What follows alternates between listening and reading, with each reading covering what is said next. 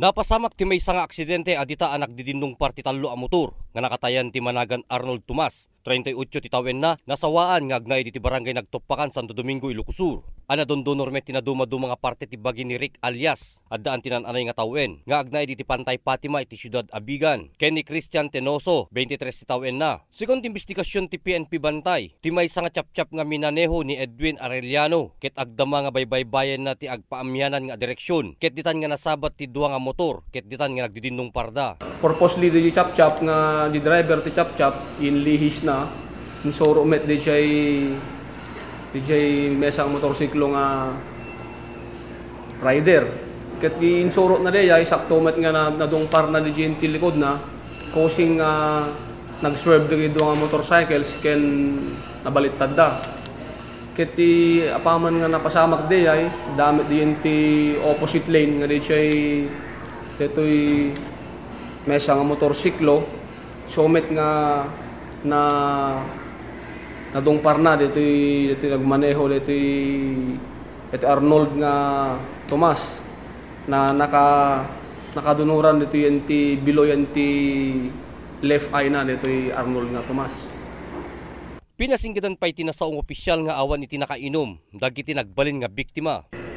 Itawag ka dagiti concerned citizen informing nga dagiti nga vehicular accident sa DI.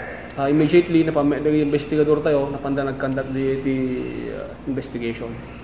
Ito'y Arnold nga Tomas idimpanda di hospital ni-declare dito nga dead on arrival. Ni-declare nga dead on arrival. Samantalang dito mesa nga dito back rider na nga identified nga Rick nga alias naka-confine pa lang di siya Metro Coop Hospital. Idaw-dawat met ti ama ti biktima ani Tomas, maimbestigaran ko mga nasayaat iti napasamak tapno may kandamet. Tinan-anay, nuan niya ti osto ana aramid ken ti anak da. Din ko maser akit kwa, nagijay ko makinadinong parna ken nagijay nakita da nga kinadinong parna akit numabalin ko makanyak aser kay kwa. Makasarita ko madagiti turay isoda tapno kasta ke malawlawagan mo lang nuan niya ti kisto himbasol wen nuan niya ki kusto nga naka-accident yan na.